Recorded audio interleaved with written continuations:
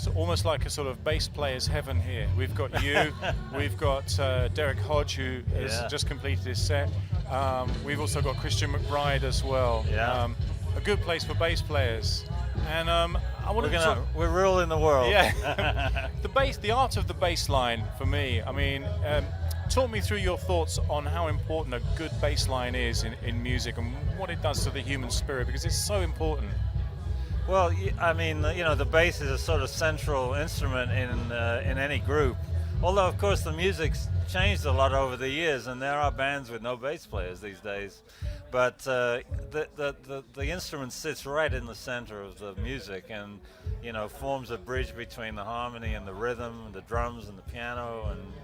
And I think it's an instrument that maybe not everybody pays a lot of attention to, but if it's not there, you sure notice it. Indeed. You've made a lovely new album called Prism. I like the idea of light going in and many colors coming out. Tell us more about your conception behind that album, because you've done so much music, and when you approach a new album, you must have a new idea, a new concept. Well, it started off really with a relationship that I've had for a lot of years with Kevin Eubanks, the guitarist.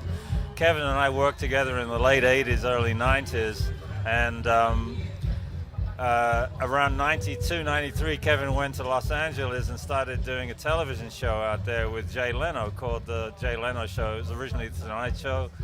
And even though we stayed in touch and remained good friends, we haven't really had a chance to play together much since then. And Kevin left the show about 3 years ago, and it was at that point we started talking about the real possibility of doing something together again. So that was the first sort of nucleus of the idea. And then I started thinking about what other context to build around that. And two musicians that I've enjoyed tremendously and have a lot of respect for, Craig Taborn, the piano player, plays electric piano as well, and Eric Holland, the drummer. And I've worked with them in several situations.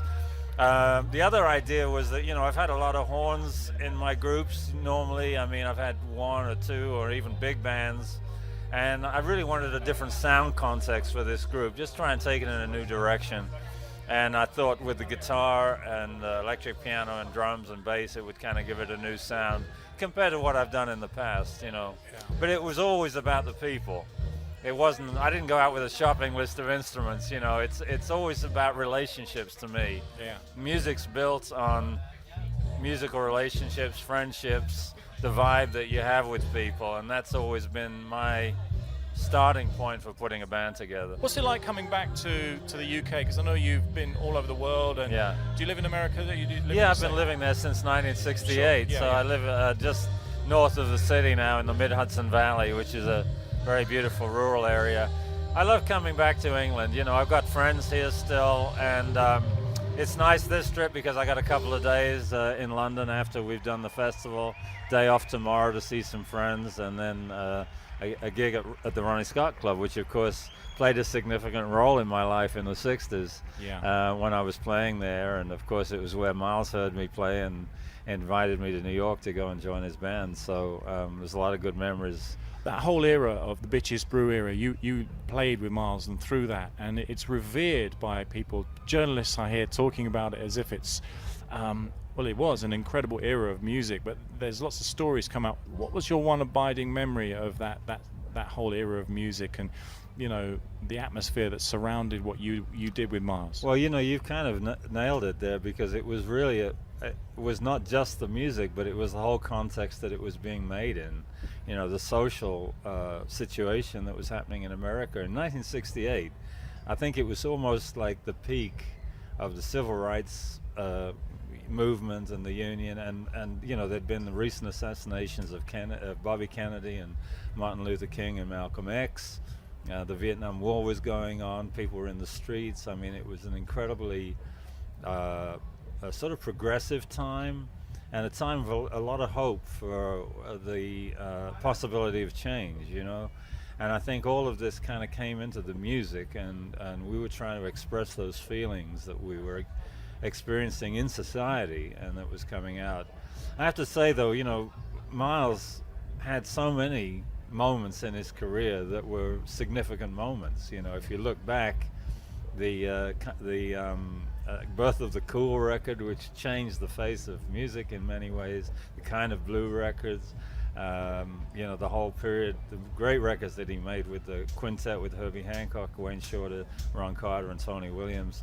So I mean, each period had such significance for the history of the music, So I didn't think a lot about that at the time, because you don't think about those things when you're involved in it. But just the fact that you had the opportunity to be around Miles and play with him, you knew you were going to be involved in something significant, and you just sort of threw yourself into it and went along with whatever was going on. Amazing to be a living, creative part of that legend when you think back.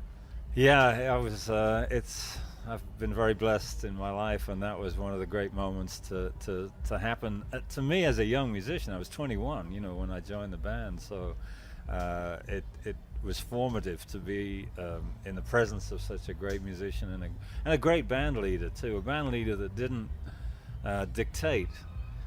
He really led by example, and by giving the people in his band a context within which they express themselves.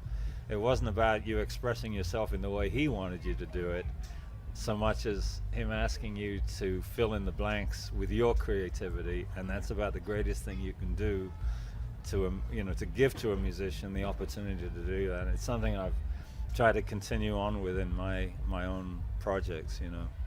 Well, you're about to go to the stage of the Ronnie Scott's Big Top and play in there with your band, and it's been 23 years since I spoke to you at Jazz FM. Has it really? I hope it's not that long to the next time. Okay. Dave Holland, what an absolute pleasure to talk to you again, and here at Love Supreme. Thank you, sir. Thank you very much. Nice to talk to you too.